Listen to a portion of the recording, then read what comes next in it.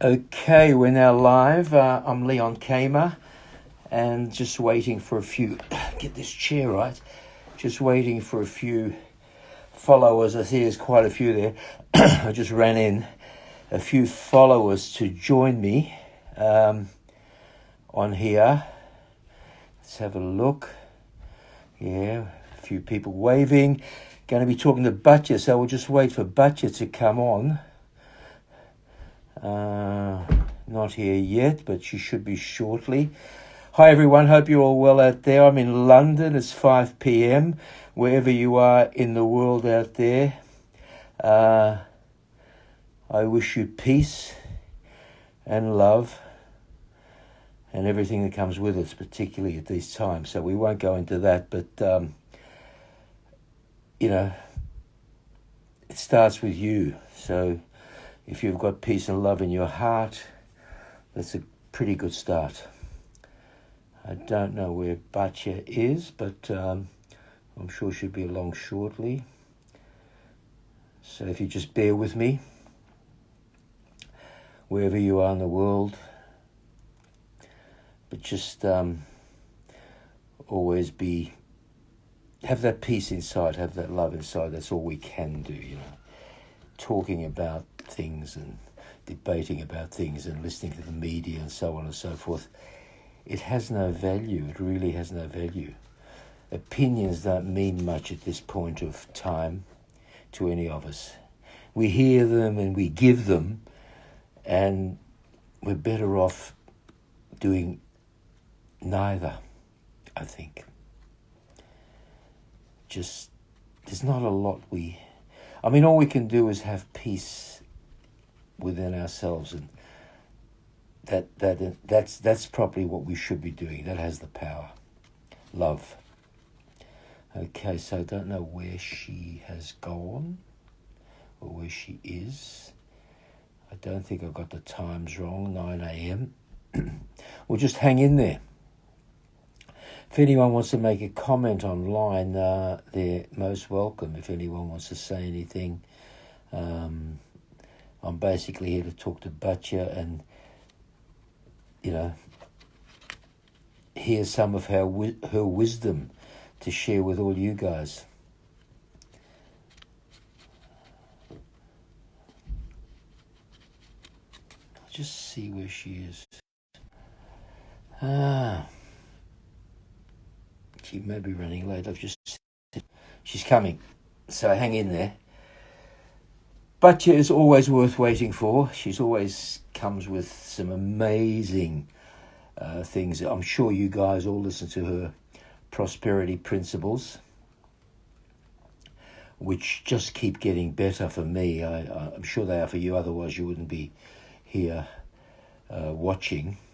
It always amazes me, the example she gives, and it's so on target, and it just keeps getting better.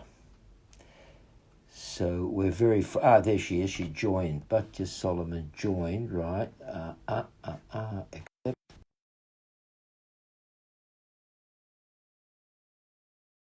Accept again. I'm accepting, Batya, but you're not.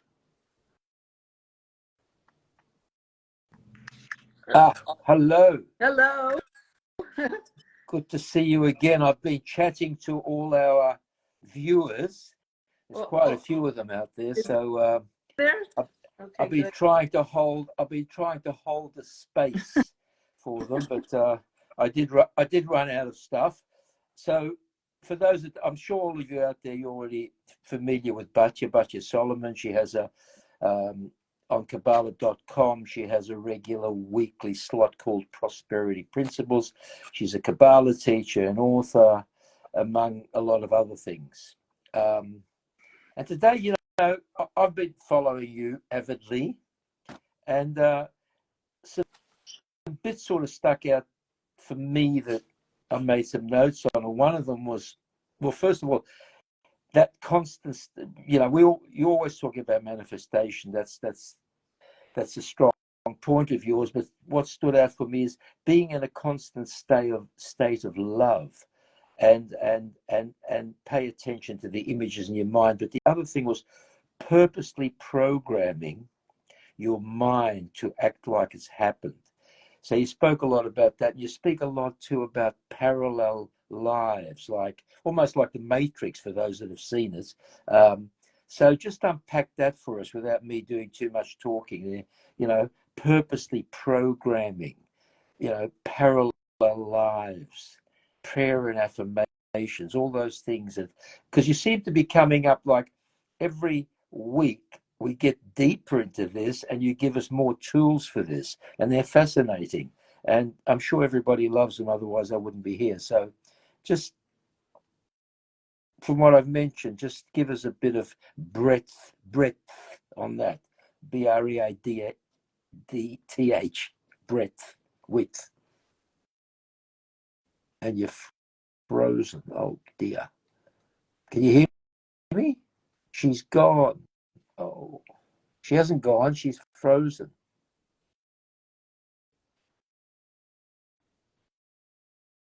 She's frozen. Okay.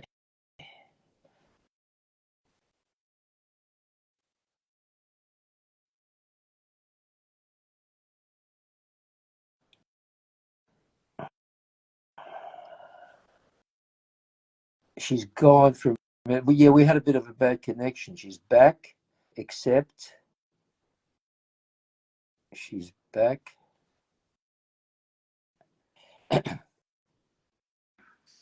Okay, can you hear me now? Yeah. Where did I lose you? I heard pretty much what you said about going deep and about manifesting, right? Was there a question in there? What was your question? Well, just to unpack stuff like purposely programming your mind like it's already happening, you know, giving the people those tools to do that. And also that way of parallel living, like living in this, not having to live in this reality, but actually those tools that you give every week in living in two different realities. Well, but purposely programming is really fascinating. You know what's really interesting is that when I talk about the fact that we're living in this holographic universe, that where everything is a simulation, that everything, it's a simulation because everything, like any simulation, it's temporary, right? The bodies wear down. Anything in this world, on the planet Earth, you put out a slice of bread on the table, it starts to disintegrate, goes dry, and disintegrates. Everything disintegrates. Everything is temporary. What was really interesting is that it seems like I've come up with a new concept. Like, wow, where'd you get that? Like, as if I invented that. Yeah. I invented nothing. Yeah. By the way, listen, just to jump in, I'm one of those guys. Where did she get this? It's simple observation. First of all, the truth is always hidden in plain sight. One of the first stories that we learn, the first story we learn after God creates the world, whatever that means, what happens, creates this beautiful utopian existence, right? The way we're meant to live. And in the utopian existence, there's free will. The tree of life, which is our birthright, where we where we live. Our identity is these immortal beings, right? Having these human experiences. We know who we are. We know where we really live. We know where we really exist. And the tree of knowledge, it's the simulation. The tree of knowledge of good and evil is the simulation. And so that story is not a history lesson. That story is a constant reminder that we create our own reality. Which tree do you choose to eat from? Which reality do you choose to live in? One in lack and war and pain and suffering and hatred and prejudice and feelings of being defeated and hopeless, or another reality of love, of kindness, of joy and sharing with each other, right? And unlimited abundance and sustenance, and be connected to our unlimited selves. You make it sound really simple. The truth is always simple. You make it sound so simple. How do we get out of our own way to live in that simplicity that you're expressing? Okay, so first of all, in the game of life, there always has to be a challenge, right? Any game you play, you wouldn't play the game if you didn't have a challenge. And the challenge is this: the simulation feels so real that if I pinch you, you're going to say, ouch, right? So the body is part of the simulation. That's where people seem to get a lot of confusion. My body is made up of the same stuff as the simulation. My body, a human body, it doesn't have to break down after, let's say, 60 or 70 years. It could actually potentially live for 1,000 years. But because we abuse our bodies, we don't understand how to really work with our bodies. This is how we wear them down and eventually have to discard them, because we don't understand the game of life. We don't understand the rules of the game. That's the first thing. But the body itself belongs to the simulation. I am not my body, just like I am not my pair of shoes. I wear my shoes, I wear my clothes, but I am not my clothing. So I'm wearing also a body. So let's everybody who's on this call start with that. Let's just like marinate with that thought for a second while I take a sip of water. Okay. How do we embody that? What you've said is one thing there, but how do we learn to believe that and live it?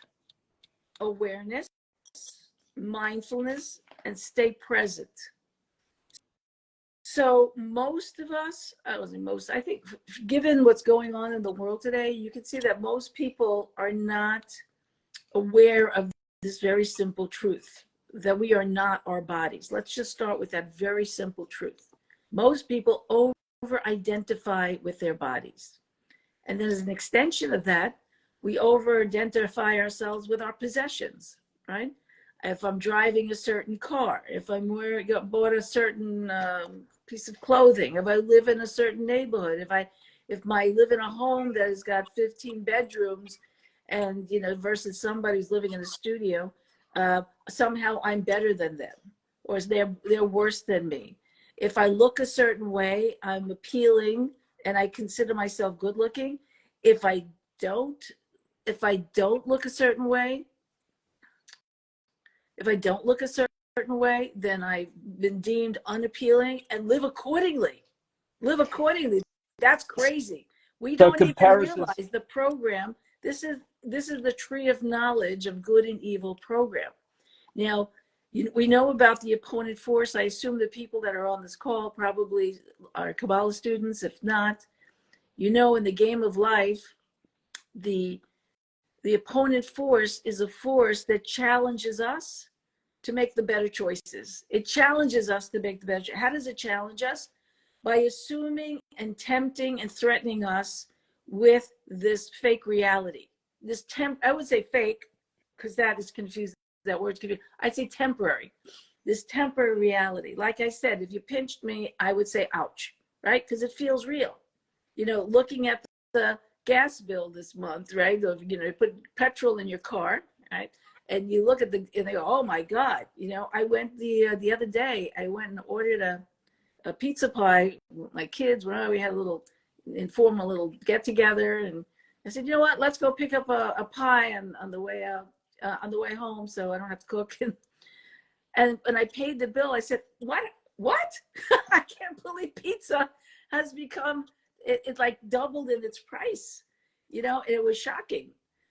So we have these reactions, right? So I don't want to discount the fact that something happens, you hear some news, you get a bill, as opposed to your paycheck, and suddenly, now the bill is higher and the paycheck's lower, God forbid, or whatever, and it feels real.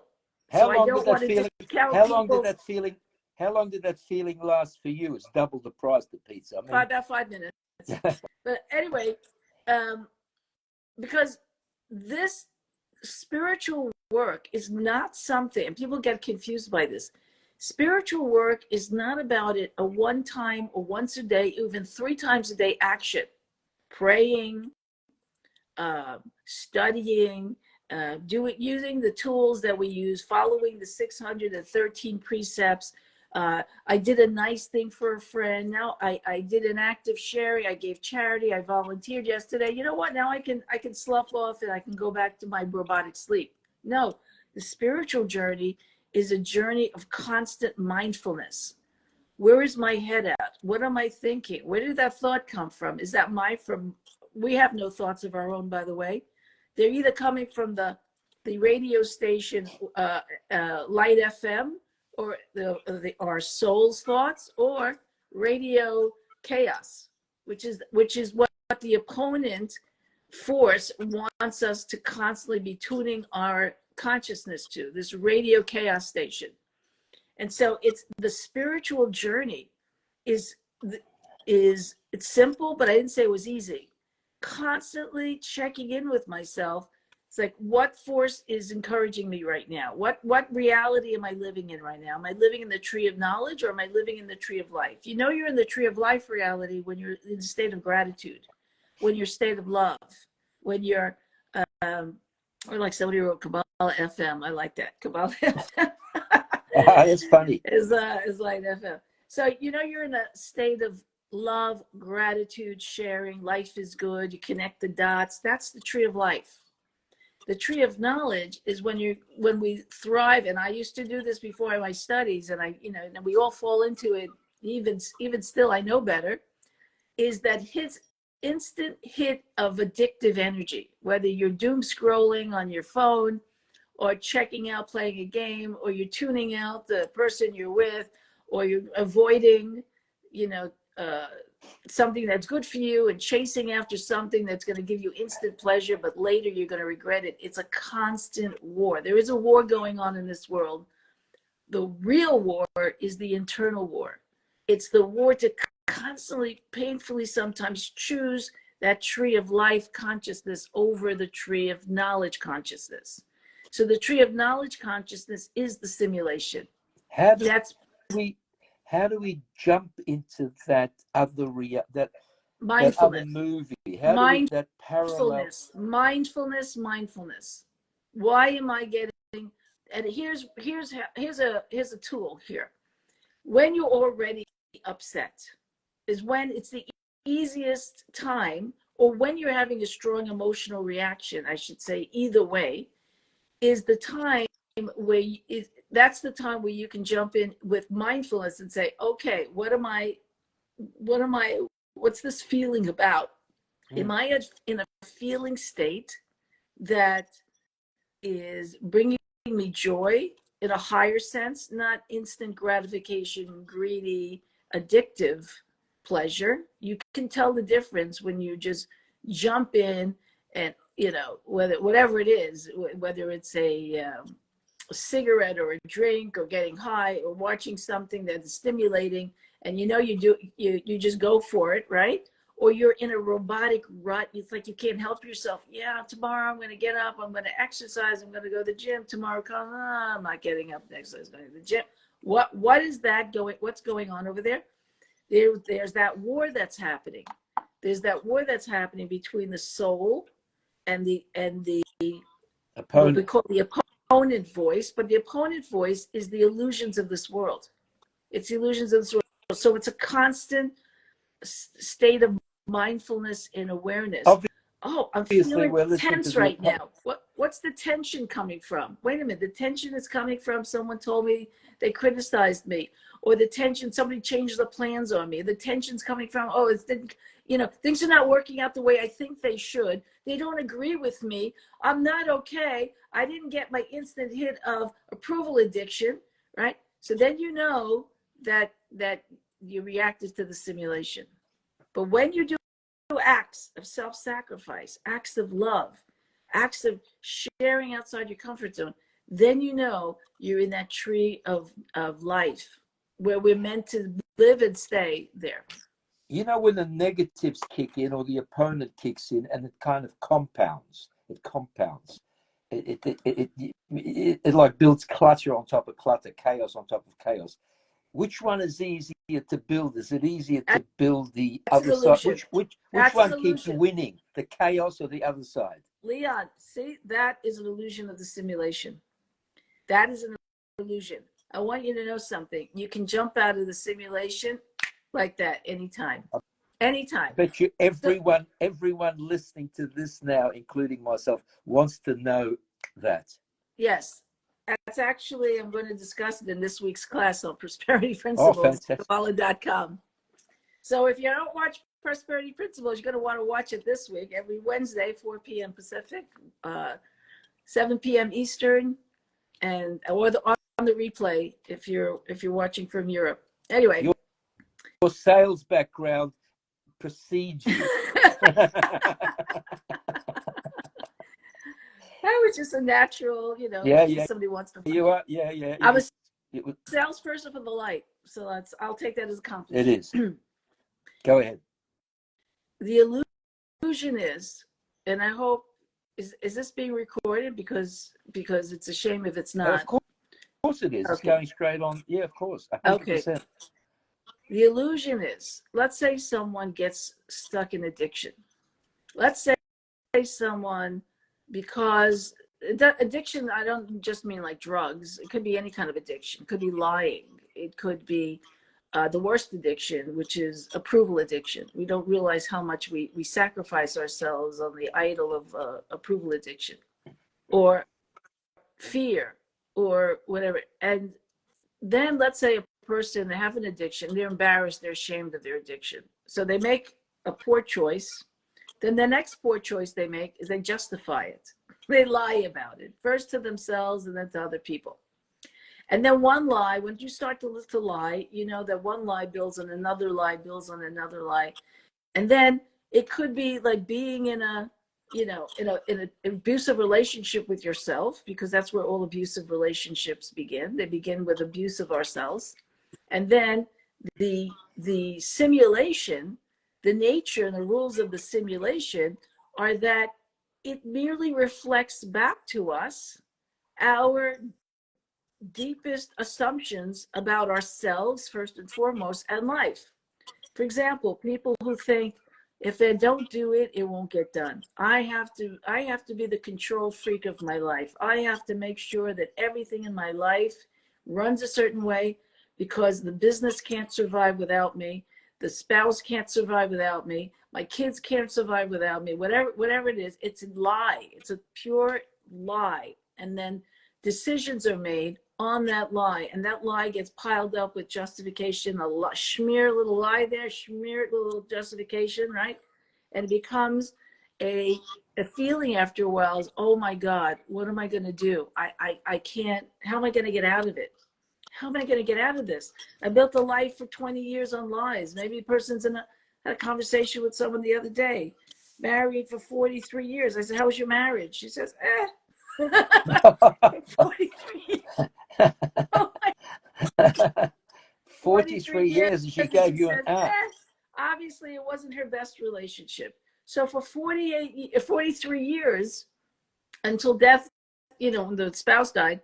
So that's another illusion. There's no such thing as death, by the way. But anyway, so spouse leaves the simulation for a while, takes a break, and she's left now with what? She's left with the story she told herself, as we're all telling stories to ourselves, right? So first of all, so how do you snap out of it? Well, there's a beautiful explanation right hidden in plain sight in the Bible. And it said, where was the tree of life planted? Do you know? It was planted in the center of the garden.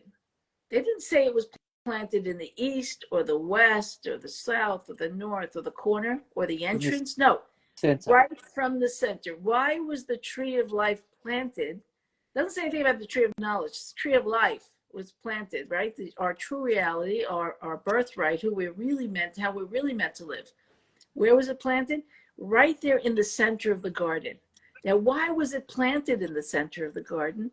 And the beautiful explanation is because no matter where you are in the garden of life, everyone has equal access to the tree of life. Meaning, it's so beautiful. It is. Now what does that mean for us? What it means for us is available. It's available anytime we want. Anytime we want to stop lying to ourselves. And that's going to be your next lesson on prosperity principles, isn't it? That we can do it like that. Yes. I give you how to do it like that, but I'm giving you a little hint here. And right here, first of all, you need to know, oh my God, I am entangled in the tree of knowledge, and I don't want to be in the tree of knowledge anymore. And the way that you begin to elevate out of that journey is, first you got to be honest with yourself. Here's how I'm lying to myself. What is the cost of me lying to myself? Forget about other people. What is the cost? What is going on with me? What's worth it to me to lie to myself like this? Well, I can't start telling the truth, because what will people think of me? That is the number one lie. What will people think of me? What will they say about me if I now become truth? Maybe that person will leave me, or maybe that person won't be friends with me anymore. Maybe I'll lose my business, or whatever. All of these things are part of the simulation. None of those things are true anyway. People exist on what other people think about them in some cases. Exist on it. But that's part of the trap of the simulation, because none of it. First of all, if I could prove it, I would say that 99.9% of the time, everyone is walking around with their own weaknesses and insecurities. They are not really paying attention or even care about the other people, with very few exceptions. Everybody's so self-concerned, they don't realize that the person they're trying to impress is more self-concerned with themselves than your person you're trying to impress. And it's really just funny, it's really, oh my God, they're more insecure than I am. Nobody cares. Nobody cares about your insecurities. You know why nobody cares? Because we're all living in our own individual simulation, and we're all participating in each other's simulations, and together there's a collective, agreed upon simulation that's being played out on the world stage. And what's happening on the world stage today? All the lies, all of the corruption is now coming to the surface in a very big and obvious ways. People don't trust the governments anymore. People don't trust the banks anymore. People don't trust the people in power anymore, right? People are taking in demonstrations to the streets. I'm not sure if they really know the details. I'm pretty sure they don't, but that's not the point. The point is, I can't take it anymore. Collectively, we have reached a point where I can't take this anymore. Yeah. I don't want to put up with this anymore. I don't want to put up these lies anymore. Why am I paying so much money for gas? It's just totally inauthentic. Everything's inauthentic. Everything is inauthentic. And why? Because it's a simulation. The simulation was inauthentic to begin with. So we have to come back to our truth. And what is our truth? Our truth is love. Plain and simple. Our truth is love. We are happiest when we're sharing and caring and doing for others. That is when every person is happy. If you don't believe me, please test me. Please test me on that. Well, I'm doing my best to test myself on it. I'm doing my best to test myself. And believe it or not, love begins with the self. Love begins with self. Now, not with the mirror. Not with the mirror. Exactly. Exactly. It begins within. What can I do to first of all know my own truth? Be honest with myself. Stop lying to myself. So here's some exercises. As a coach, and you know this because you coach, how it's always the self-love. You just mentioned it. How can you convince people to love themselves? No, I can't. If a person doesn't want to love themselves, there's nothing you can do to make them want to love themselves. Okay. I can just bring awareness. In my early days of coaching, I would take it personally if the person didn't change. I took it as a reflection of myself if they didn't change. And why aren't they changing as fast as I want them to change? Now now that I'm seasoned, I realized everybody is like popcorn. Everybody has their own time of waking up and doing, and I'm there to just offer support. I offer information, offer guidance, offer support, but I'm not there to change anybody. I'm not going to convince anybody of anything. Here's how it works in the simulation. It's very simple. put your hand in the fire. It's up to them to accept the tools. It's up to us to accept the tools all the time, but we're struggling because the opponent force is very tricky. The minute I lose consciousness of being here now, I'm sucked into the simulation. So it's really important to stay in a place of, what's the word? To be mindfulness, and to be present. I love it. The minute you go in, and there's more to this that snaps you out of the simulation, but you got to watch the class for that. But the first step is mindfulness, and staying present. Be present in the present. Is my body is freaking out because like my body received a thought from the illusion of the five senses, right? I'm not safe. I'm not okay. I don't have enough money to pay the rent this month. Nobody likes me. I'm too fat. I'm too old. I'm too young. I'm not good enough for this or whatever. And then the body, which is part of the simulation, responds, and it feels real. And that's where people get tripped up, because the body is feeling it, but the body remembers part of the simulation. So I have to remember, my body just went into, I'm not safe mode. I'm going to start emotionally eating right now because I'm not feeling safe, or call someone or suck their energy, whatever, because I'm not feeling safe. But who said I'm not feeling safe? Where did that come from? And I'll go, now I breathe, I stay present in my body. Is this true? And is it true now? In this moment, is it true now? No, it's not true now. No, everything's fine right now. Because that now is the only reality. There is no other reality but now.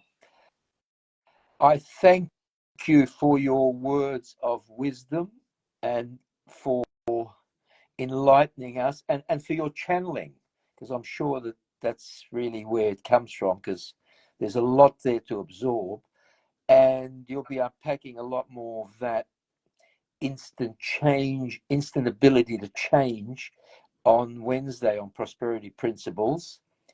And to all those watching out there, the Tree of Life, as Batya said, is right in the center, available to all of us. Meaning it's here now.